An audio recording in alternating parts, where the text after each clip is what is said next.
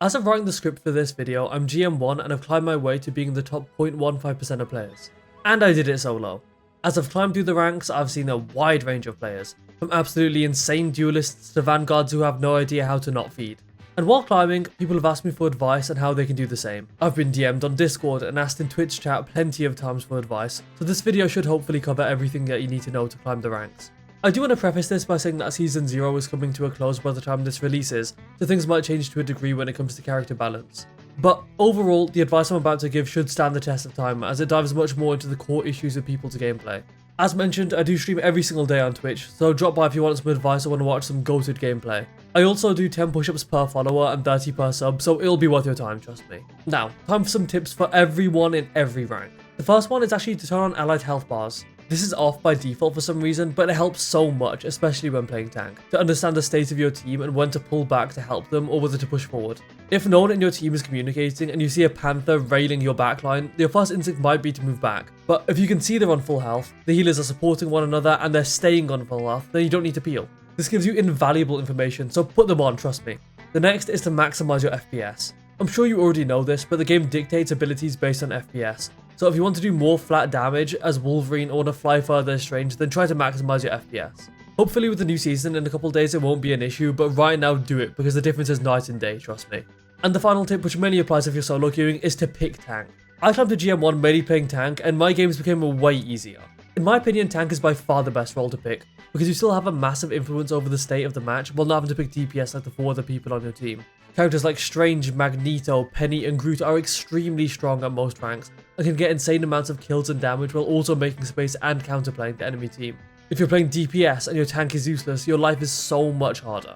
This is because tanks like Magneto and Strange can block and deny ultimates while still getting kills. But as DPS, it's much harder to deny ultimates, beyond just straight up killing the person ulting. I seriously recommend that you play more tank if you don't already, because they are busted, and they've helped me climb a lot. Anyway, onto the tips. So, bronze. In bronze, all you need is awareness. So many bronze players simply have no clue what's going on. They'll see an enemy go around the corner and forget they exist. Either this or they don't know where the enemy is in the first place. Of course, it's impossible to be completely aware of the position of the enemy team at all times, but having a rough idea of how the enemies are playing is enough to climb, honestly. You need to know whether the enemy Psylocke is behind, or if they're going to portal, and play accordingly. Also, people in bronze tend to lack the awareness needed to adapt to the same plays. If the enemy team has done the exact same thing, with a Star-Lord flanking and killing your supports every fight, you need to be able to respond to it. And of course, at this sort of rank, any flanker you're going to go up against won't be particularly good anyway, so merely grouping up with your team and trying to track enemy positions, it will get you a long way. When I say to group with your team, I do mean it. Don't go rushing ahead into the enemies just because you're full health. You need to build the awareness and knowledge to understand that you'll get instantly melted if you push it alone. Just because you're playing Thor and have a full health bar doesn't mean it's going to stay that way. Track where enemies are, check where your team is, and just do your best. The only reason right now that there's so many players in bronze is because people haven't played enough rank. Otherwise, I'm sure bronze would be completely empty. Most of you are good enough to get out, and for those of you who aren't, just focus on fundamentals. Now, onto silver. As I touched on before, the main thing in silver is positioning. At this point in the game, mechanics and general game sense won't matter too much because most of the enemies won't be hitting many shots. Therefore, the main way to die isn't by getting out-aimed or outplayed, it's by being in the wrong place at the wrong time. Like I mentioned in my last video, staggering is the worst thing you can possibly do. This is where you push in one by one into the enemy team rather than waiting and regrouping with your team for a unified push. Simply doing this and not focusing on your team's position is enough to throw whole games, trust me.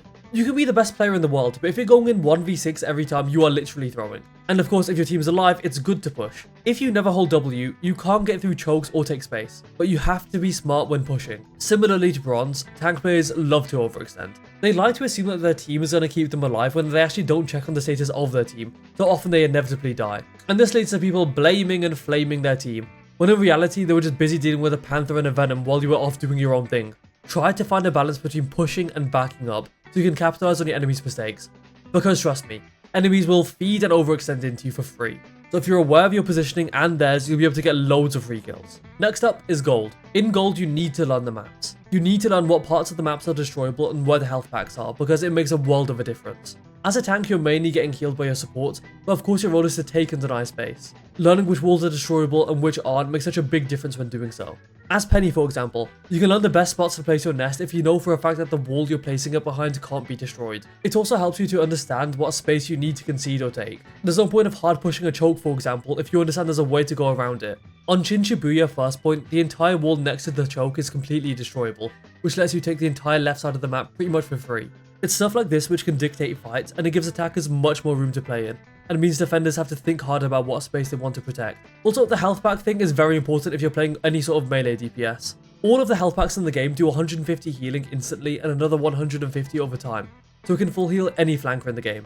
Knowing where they are lets you take 1v1s with an effective 2 health bars, so you can easily secure picks. The amount of times I've seen gold and lower Panther, Psylocke or Iron Fist flank and die when they could have gotten a health pack is insane. The mid-off of the century. The Panther. Get the health back. Why do you get the health back? Tell me what. Why do you get the health back, you know? Go on. You're watching. Why do you get the health back? There was a health back right there. You didn't get it. You're half HP. There's no reason not to get that. What hell? Are you actually blind? Guys, this health pack right here. This guy's so blind. How do you not see this? This guy's just so blind. Get the fucking health pack. This sort of thing you learn by just playing the game, but do take mental notes of where they are so you can sway some duels into your favour. Next up is Plat. In Plat, you need to work on mechanics. At this point, players have a basic understanding of where to play and of the surroundings. This means you can absolutely steamroll through Plat if you have good enough mechanics to do so. Most people you play against haven't learned what every character does, so often lack the confidence to win in 1v1 duels. This means that learning a handful of characters and becoming very good at them can take you a long way. Also at this point, there are no hero bans, so abuse Hela and Hawkeye. Penny's also very solid in lower ranks like this because people don't destroy her nest and mindlessly walk into her mine, so you can secure a lot of easy kills. Just practice your mechanics, and if you're not able to play DPS, pick tank. By locking tank, you don't have to rely on your team's ability to win like a support does, and currently in lower ranks there are enough DPS players as it is. So picking tank gives you a very solid way to dictate the result of a game without having to pick DPS like the other 3 people on your team. After doing VOD reviews of some people on stream, I've realised that Plat players need to learn to combo more with their abilities. And by this I mean specifically tanks. Like in Overwatch, tank ultimates in this game are used to either make space or set up kills. Alone, they aren't particularly high damaging abilities like the duelists have, which means that they need their team to secure kills. If your Groot or Strange has ult, then look out for it. Be ready for them to use it, and once the enemies are stunned, to go capitalize. Synergy is key at all ranks in the game, and Plat is where it starts to become a bit more needed if you want to climb consistently. Now, onto Diamond. In Diamond, the enemies actually start having fully developed frontal lobes, so the main thing you can do to help your team in this rank is fill on meta characters. Now that there are hero bans, you want to try run the most optimal comp you can. I can assure you that the enemies won't be running the most optimal comps all the time, so your chance of success absolutely skyrockets if you do it. If they have a Rocket and an Adam, then your odds of winning increases massively if you go Lunar Mantis.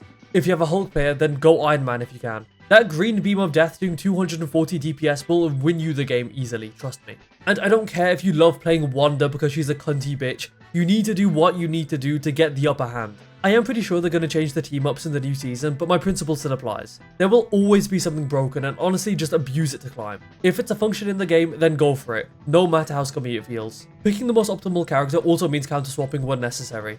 Build the game knowledge to understand who is good into who. If they have an Iron Fist killing your backline, then swap to Namor. If they have an Iron Man completely uncontested, then go Punisher. I feel like so many Diamond players just refuse to counter swap because they either lack the knowledge to do so, or just simply refuse. Pick good characters, swap when needed, and you will climb. Now onto Grandmaster.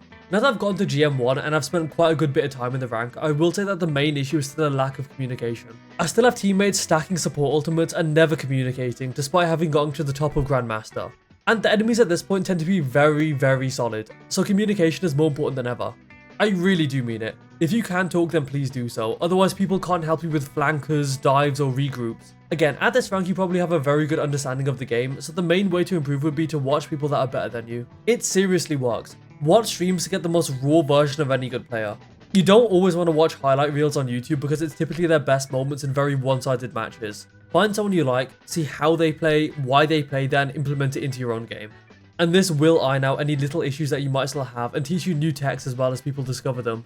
Because remember, the game is still very new. It wasn't even long ago that people thought Iron Man and Wolverine were D tier, so trust me, as a community we don't know anything.